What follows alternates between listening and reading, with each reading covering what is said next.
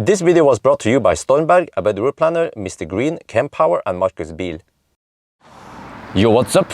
We are now a little bit outside of Stockholm in Sweden at the Candela factory. And with me today I have Mikael here. And you are some kind of PR guy, but you seem more like an engineer. Thanks. I've spent a lot of time with the engineers and I tried all the boats since 2016, so yes. So anyway, we are here at the factory, and by the way, short introduction, Candela, they make these pretty unique electric boats. You might have seen some videos last year or something about this boat that what do you call it again? A hydrofoil boat, yeah. Hydrofoiling boat. It kind of just flies over the ocean. And today we're gonna check out the factory where it's built, and also you will see previously we saw the Candela C7, but now we're gonna see the C8 coming out soon, and it's much bigger, it's way more advanced, way more like mature, and yeah, I think you guys are gonna like this. So I want to show you the very first C8 prototype that we have on land right now, and its motor and all the things that come with it, the foiling technology, how it works essentially. All right. So this is the Candela C8 P1, as we call it, the very first prototype. That was kind of just finished. And being on land, you can see that it looks like pretty much a conventional boat, but with a big difference. It's a wing under it. So the wing, which is now a bit loose because we're remounting it, gives enough lift to lift the whole hull above the water at a certain speed. So we have a takeoff speed of 16 knots, and when we hit the takeoff speed, the whole boat will come out of the water, and by doing that you will reduce the friction by about 80% compared to a conventional boat, and that means that this is the first electric boat that can attain long range at high speeds. I guess I will start asking some questions that I think people want to know. How big is the battery in here? Well, it's a fairly modest battery. It's a 44 kilowatt hour battery in this boat, but it still gives you around 50 nautical miles of range, and that is quite a lot for an electric boat, as the best conventional electric fast boats can do 18 to 20 nautical miles, and they have 3 times as much battery power, around like 120 kilowatt hours. And if this was a fossil boat, like a similar fossil boat, what's the range on that one? Well, if you have we actually did a comparison yesterday. If you have a conventional fossil fuel boat of this size, this boat is 8.5 meters long. It's 28 foot for you guys over in America. Then it would probably have a range of around 100 nautical miles, which would, yeah, and it uses 2 liters of gasoline per nautical mile. So, yeah, you have to fill up a 200-liter tank in order to achieve that range. 200-liter tank, that's not cheap. That's not cheap. We borrowed a fossil fuel boat yesterday just to compare the C8 to it in terms of sea keeping, and I ended up paying around $450 for that trip, while I paid around 100 crowns for the electricity needed for the C8. Like a little over $10 for the electricity, yeah. Yeah, a bit over $10, yeah. Wow, but you know, actually in comparison, so which means that this C8 has roughly half the range of a fossil, and in car world, it's like a Tesla. 500 kilometers versus roughly 1,000 kilometers on fossil. Yeah. So we are already there. Yeah, exactly. So, I mean, if you look at conventional boats, if you look at conventional planing boats hulls, they're really using a lot of power because of the friction against the water, and because they're sort of plowing through the water and they're displacing a lot of water as they go fast. So if you look at a conventional boat, you see there's a huge wave, a huge wake after the boat, and that's really proportional to the energy consumption. If you look at the Candela, when it's flying above the water, there's barely a wake at all. It's like from a rowing boat, and that's due to the very low energy consumption. Cool. Okay, but let's see now. I want to see all the goodies over here. Can we move over here and see what's up here? Hey, this is this part of the C8? Yeah, this is, so we're, as I said, in kind of early pre-production phase now, entering the pre-production phase. And what we've done so far is that we've built a lot of carbon fiber hulls and decks for the boat, and we're starting to mount it together with the foil system and so on. So this is the carbon fiber deck, which is extremely light. So if you look at a Candela, it's basically an aircraft in disguise.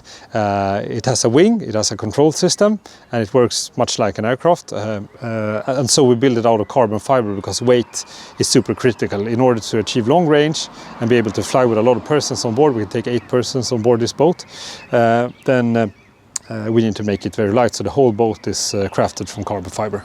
I just want to see this. I guess we have some sharp edges, we have to be careful here. But look, oh yeah, look at this. Oh, I just like rubbing carbon fibers. This is real carbon fiber, unlike the fake carbon fiber on dashboards on cars nowadays. Wow, you see under here also. Yeah, normally I guess in some cars, let's say the BMW i3 or the iX, they actually display the carbon fiber in its natural form, but here you guys just paint it over. It's not too interesting to flash it. Yeah, so since the whole boat is carbon fiber, we don't really flash that. But that is a necessity to make a long range boat if you want to go electric. And most boats, almost all of them, are made from glass fiber. So this is an exception. And I see that's a C-8, by the way. Yeah, that's a C7. Yeah. C7. Yeah, so that's our first model you see over there with some equipment on it. So that's into comparison. You see that the C7 is more like a cute boat, whereas the C8 is like a badass in comparison. Wow. Yeah, well, and the kind of fun thing with these boats is that they both have roughly the same price point. So the C7 was our Tesla Roadster, if you will, kind of limited production run, fairly small, and that is our Model S over there. A much bigger boat, high volume sales, same price point, and with a lot of features. You can sleep in it. There's a cabin for 4 persons. There's even a toilet. There's a shower in there, and you have all the amenities that you would sort of expect from a 28-foot day cruiser. But it happens to be electric and it flies. Okay, can we go inside? Oh, is there more you want to see? Show me outside here, or do we go inside? Now let's go inside the world's first electric flying boat factory. Oh yeah. So I was thinking, like my audience, enough talk. I want to see the goodies inside. So this is another hull. Or is it? Yeah, exactly. That's we could actually show that's the hull of the C8. So we've stacked them here too. As we can have a little look at the hull, perhaps. Okay. Maybe that's interesting. So. In order to make a no-compromise electric boat, we have fitted a rather advanced, I would say very advanced, planing hull to this boat as well. So you can go in non-foiling mode if the seas are very rough, like say they're 3 meter high waves and you're unable to foil. You're still able to drive this as a conventional boat, although with reduced range. Even as a conventional boat, the C8 is the most efficient electric boat out there because it's a all carbon fiber hull, so it's very light, and it has a good hull for planing too, a stepped hull, as you can see. But the real benefit of having this hull is that if you go in real big waves and you go foiling, this hull allows you to make a touch and go on the big waves, so you will stay foiling thanks to this hull. There's quite a lot of CFD behind this, actually. Yeah, I see. This is like a big opening. Yeah, here. So this is the big opening here is actually a combination between a step to lubricate the hull with air to make it more efficient, but it's also a garage for the foils. So once you retract your foils, because you can retract the foils on this boat to get it up, then you stow away the hydrofoil above the water line, which makes it a sort of no maintenance boat in the sense that there's no growth on the foil, so you don't have to sort of paint it or so on in order to get rid of growth. So you can actually just drive this on the beach? Yeah, you can drive it on the beach. You can put it on a trailer. As you see, the boat behind me, it's on a trailer. yeah, it's made to be a no-compromise boat that can be used as any other normal boat. But there's a few things with it that makes it very special and have certain superpowers compared to other boats. We have to look at the motor. Yeah. So this is our C-Pod electric motor that we've made in-house here at Candela. And as you can see, this is a pod motor, which means that the motors are in this torpedo-shaped socket here. It almost looks like some kind of missile or drone. And the unique thing about this motor is that with conventional motors, you have a shaft going down here, driving the propeller. But we've gotten rid of all the transmission, so instead of having a shaft here, we have the motors in here, and they're directly driving these two propellers. So they only have electrical cables? Yeah, these are the cables coming down through the rudder here. And what are the benefits with that? Well, the benefits are that it's hyper efficient because there's no transmission losses. Usually you have like 3-4%, maybe even more transmission losses from a transmission. There's no noise, it's totally silent. So when you spin it, it's like you're spinning, you know, a tabletop fan or whatever. It's just silent, so there's no sounds on board. So you just fly over the waves, total silence. There's nothing slamming against the hull, no waves slamming against the hull, and no transmission noises either. By the way, I can show you, since we have the C-8 here. Yeah. To see, for you guys who watched that video, when we were driving or sailing rather over there, we heard some noise.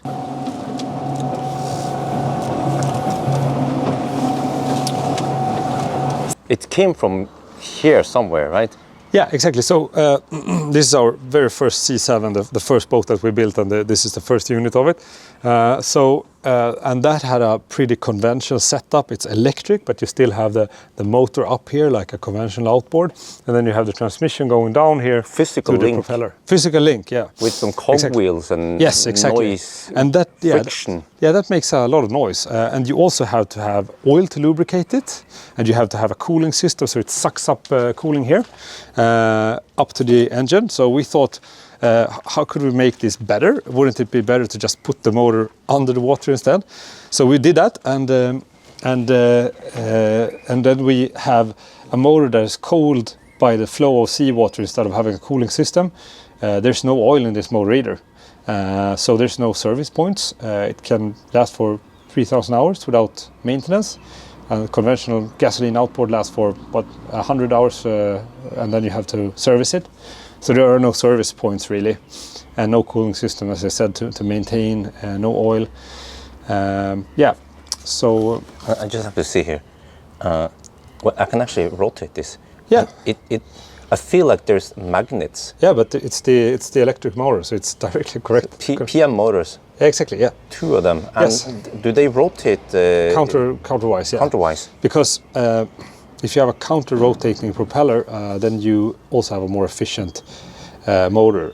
Because if you just have one propeller, the sort of flow after the propeller will circulate like that, and that's a loss in efficiency.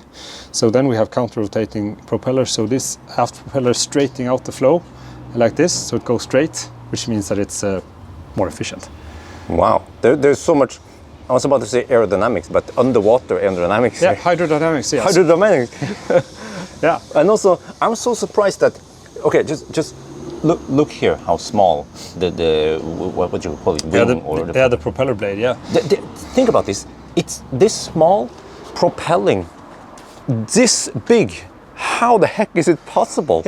Yeah, it took quite a lot of hours to make this, because the thing here is that when you have the motors under the water, you want to make the motor as small as possible, so to have a really small diameter. This motor is 10.5 centimeters in diameter and outputs 55 kilowatts. 55 kilowatts. Yeah, so that's like how many horsepower? Around 80 horsepower. Okay, that's it. Yeah, that's it. Yeah. Typically, if this was fossil, it would have 300 horsepower. Yeah, as I said, we compared it yesterday to a boat with 350 horsepower. So yeah, and when you're flying, you just use 25 kilowatts. Okay. But what is the RPM then when you have a small? Around 3,000, 3,500 RPM for maximum. Okay. Wow, this thing here, I'm just looking at it. It looks like a freaking masterpiece, engineering masterpiece. Thanks. Yeah, we're kind of proud. So it's the most efficient marine motor ever made, actually. And another thing I was thinking, wait, some skeptics, they would say, wait a minute, electric system and water, Yeah. that is dangerous. Yeah, but that has been used since the 1980s on cruise ships, so they all have pod motors going down. Electric? Yeah, but they have a sort of hybrid electric drivetrain where they have a big diesel generator propelling the electric motor. The beauty with this one is that it's so power dense and made for a high-speed boat. So it's the first pod motor with high output and counter-rotating propellers. Wow, wow. Awesome. Okay, anyway, you guys probably have some more cool stuff to see inside. Yeah, we have. This is just the beginning. And I guess my viewers are just sitting and watching and eating popcorn right now. I hope so, because you're working late, Bjørn. Yeah, no worries. So, so welcome to the world's first electric flying boat factory here outside Stockholm at Lidingö. We're moving away from this place, or we're moving to a vastly bigger factory, but we're building the very first C-8s here. So everything from the carbon fiber hull to the sort of code for the control software in the boat is made here. And behind me you can see a mix of C8s being finished and a C7 boat over there as well. Then we should take a look at the production, where it sort of starts with the carbon fiber and then go on to the finished product. I'll just do a quick run up the stairs, by the way, because here is a nice outpost. Yeah, I'll wave from here. Yes, so let's show you here. We have some offices up here and some toilets, but just here you can see a little a little overview of what's going on. So see, here, this is nice. You see, we have some C8s here. Mostly C8s. There's a little bit C7 there going on. So yeah, we have to check this out. This is the cool stuff. Yeah, so this is where it starts. It's the carbon fiber. So it looks like a fabric, which it is. And then we take this carbon fiber, we cut it out at a machine over there, which is cuts it out automatically. And then we apply it over here in this instance, this is the frame which we insert in the boat to give it strength. So we kind of place it out here, and that's a pretty complex process, because the boat is engineered much like an aircraft, so you really have to watch the stiffness at some places. So this is all according to a rather intricate schedule and schematics. And after we've done that, we vacuum bag it, which we do in here. So we basically suck out the air and we insert epoxy, and then this becomes a super stiff structure that we use in our boat. So this is how we make the molds for the hull, the deck, and all other parts. So everything in the boat is carbon fiber to make it as light as possible. Yeah, I can by the way tell you guys that I used to fish a lot. Yeah. And I had those glass fiber fishing rods. Yeah. But the more expensive ones, they were the glass fiber rods. They are carbon fiber. Yeah. Sorry, carbon exactly, fiber. Yeah. They are the lightest one and also the strongest ones. Yeah, exactly. And you guys use them here. Yeah. So we there's only one part of visible carbon fiber in the boat, actually, and that's at the seat here. I could show you. At the back of the seat, you can see that we have a little bit of a carbon fiber show off, but that's the only place, because the whole boat is carbon fiber, so it's not worth showing off. This part, is it? Yeah, this is the seat for the C8. So this is actually the lightest marine seat. It's about 2.5 kilograms. And if you have a conventional marine seat that you can buy off the shelf, it's around 25 kilograms. So we try to shed as much weight as we can in all places. Because just on the seats, we save as much weight as we can have, like an additional passenger, at least a small passenger on board, and fly. Yeah, I want to ask you guys something. The carbon fiber here. Yeah. Do you make it in-house? No, this we buy. So yeah, exactly. So and that's what everybody do. I mean, aircraft manufacturers as well. So now we're going to take a look at what it looks like So here we are. This one is not final, by the way, but at least it will give you an idea what it will be like. So yeah, the dashboard here is not mounted properly, and I guess here there's some stuff that is not final also. Yeah, exactly. Yeah. So this is the second boat that we're building at the moment, but you'll see all the components here. So this is our fly-by-wire steering wheel, and it means that... Maybe I can stand over here. Sorry. It's a bit... yeah, it's a bit cramped now that we are... You're coming at a really early stage here. So this is the steering wheel, and unlike conventional boats, we have a fly-by-wire steering, which means that there's electrical impulses going to electric motors in the back that are steering the physical rudder. And the benefits are that the steering is ultra fast, so, and also adjustable. So in harbor you can turn the wheel once and get from full port to full starboard. Very handy when you're docking, and when you're flying you can get this very distinct kind of jet fighter style feeling when you're flying it. It's very sporty. And we also have some features that we're implementing. This is the autopilot button here, so it holds its course, and later on it will follow waypoints as well when you press these buttons. And you control everything either from the steering wheel or from the screen here. Can you get the joke wheel here eventually? Hey, who knows? Along the line. Fly by wire, then you can... That would be something. Yeah.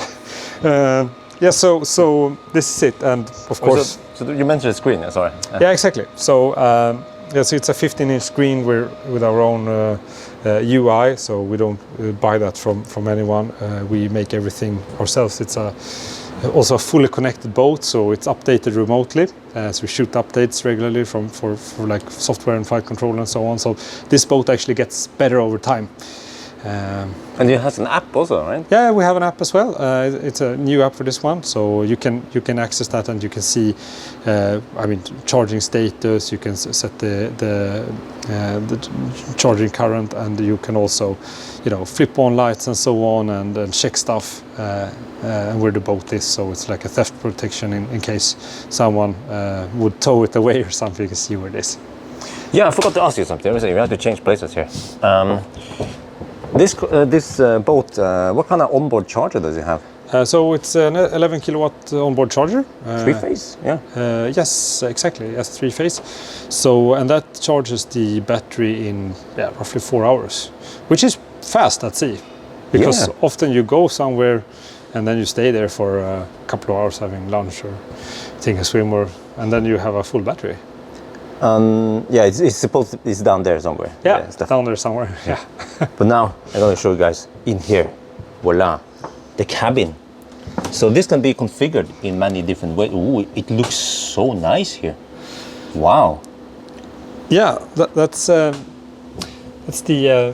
cabin here, and there's actually space for 2 adults and 2 kids to sleep in here, and you can fit it with a toilet. So the goal was to have all the amenities you would have in a conventional 28-foot boat in this flying electric boat. And inside you have a really nice sound system as well, actually.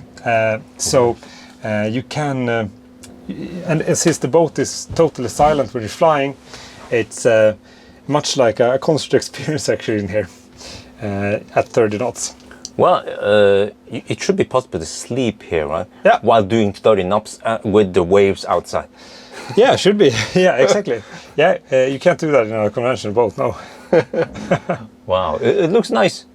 I have to say, it looks nice. And this is, for you guys who don't know, the C-7 does not have this, what you call it, the cabin? Or? Yeah, exactly. So it doesn't have a front cabin. So this is made especially to have a lot more comfort and all the comfort that you would expect from a boat like this. Oh. It's not finished yet, as you see, but we're in the pre-production here. So you're at a really early stage, Bjørn. Super that you came here and had a look at the production. But you mentioned also that we can make this like a bed, right? If you put exactly. So you can put 2 plates here and extra cushions, and then you get a full bed. You know, I just got an idea. If someone would spend a lot of time here, let's say overnight, that, you know that brilliant propeller thing there? Yeah. If you anchor up the boat, can you then regen on the stream passing through the boat? You know, that's actually a really good idea. Well, how many watts would you be generating, you think? Well, if you have a real strong current, I guess you could get a few hundred watts out of that at least, yeah? Wow, but even 50 watt or 100 watt would be nice overnight. Right? Yeah. Better than solar panels then. Yeah. I'm standing by the hull of the C-8, all made from carbon fiber. And as you can see, we've glued in a frame in this hull to make it very stiff and rigid. It's a flying boat that it can sustain a lot of G-forces as well, so it's really robust and very, very strong, still light. It's about 1,650 kilograms for this 8.5 meter long boat, and a conventional glass fiber boat with a diesel engine would weigh in at maybe 2,500 kilograms, so fairly light. And this is where the battery is mounted, in the center of gravity of the boat, which is important if you want it to fly. And then we have the foil boxes over here, and this is where the struts to the foils are mounted and where they come up when they're being retracted. And the battery, is it cooled? Yeah, it's cooled. It's cooled by water. We don't suck it up, but it's cooled by water that is spraying against the hull. I have to say, it looks so thin. Well, is this the whole? I had to go up a stair here, but I just had to look at something here. You were standing next to it, and I was like, how thin is this? Yeah, it's fairly thin, but it's way stronger than a glass fiber boat. Well, is this the whole thickness of the boat? Yeah, then it's coming an inner module coming inside here as well, the deck module and a few other panels coming in here. But yeah, it's so when the whole unit is put together, it becomes very rigid and very stiff. When the boat is flying, it's inherently unstable, which means that you have the big boat on top and then you have the small hydrofoil underwater. And that means that it naturally wants to lean to one side, so we have to stabilize it. It's like a Segway, but fairly more advanced. So around this boat we have 10 sensors that sense the wave height in front of the boat and under the boat. So these paint a 3D picture of the water under and in front of the boat. What kind of sensors is this? It's like parking sensors? It's secret. Okay. But it's not camera. Well, who knows? but they're yeah, kind of advanced stuff. But anyways, sorry, the C7 does not have this. Yeah, the C7 have two ultrasonic sensors here, but they only have two ultrasonic sensors. So they're kind of sensing what's just in front of the boat, but the system doesn't know anything else. So this can paint this sort of wider picture of how the waves are, wave patterns, and how the boat will react to it. And so what does the boat then do with this information? Well, in order to stay on its foils, it needs information from these sensors, and also from a GPS, a gyroscope, an accelerometer. Pretty much the sensors you would have in a drone. And with all this information from the sensors, the flight controller, which is the onboard computer, computes how the angle of attack of the foil should be. And that is changed 100 times per second. The angle of attack is changed, and the foil is also twisting a little bit, just like the ailerons of an airplane, just to keep the boat stable in roll. So it's an ultra-fast system, so if you would try to drive this boat and be the flight controller as a human being, you would not make it. But the computer is vastly better than a human being. So and the end result, when you get this to work, and we've perfected this since 2014, then you get a boat that can handle all waves without any slamming at all. So you can't get seasick on board. So what we try to achieve with the C-8 in the end is not just the first long-range and high-speed electric boat, it's also a boat that is vastly better than today's power boats. So when you're going this one, there's no seasickness, you can't feel the slamming, you just fly over the waves in total silence. And that's a big step up against conventional power boats where you have this roaring sound all the time and a lot of slamming. And it happens to be electric. Well, that was awesome. So thank you so much, Mikael. Thank you for coming, Bjørn. But by the way, you see this one here is the C8. No, sorry, the C7. And as far as I understand, the C7 is not in production anymore. Exactly. So it's the limited production run is now over. We've made 32 of this one. Yeah. So and we're now focusing our efforts on C8 behind me. And if you order today, when can you expect to get it? Yeah. So this is currently the best-selling electric boat on the market, and we've had about 100 boats ordered even before we have shown one. So it's been huge demand, but we're ramping up at our new factory. So yeah, next year deliveries, probably at this point. So order one today if you want one boat soon. And you can deliver all over the world. Yeah, we currently have boats flying in 12 different countries, I think. We have dealers in San Francisco, all over Europe, yeah, even in New Zealand. So yeah. Wow. So I guess the next thing will be we need to try a test ride in the C8. Yeah. Looking forward to it. In Oslo or Stockholm, we'll see. Yeah. Yeah, we'll come to Oslo. I think the Norwegian market is that's super hot. I mean, yeah, it's a great market for electric cars and boats. Yeah. So, well, I guess I don't know. We had some ideas back in the days about maybe doing a race between a C8 and a Tesla. Yeah, that we could do for sure. Top Gear style. The car needs to drive around, and then the boat goes. Yeah, if you go straight over the Oslo fjord between Sweden and Norway, you will beat the Tesla by a wide margin. Yeah. All right. So anyway, I think that's going to be it, guys. Hope you enjoyed the video. As always, thank you for watching, and talk to you later.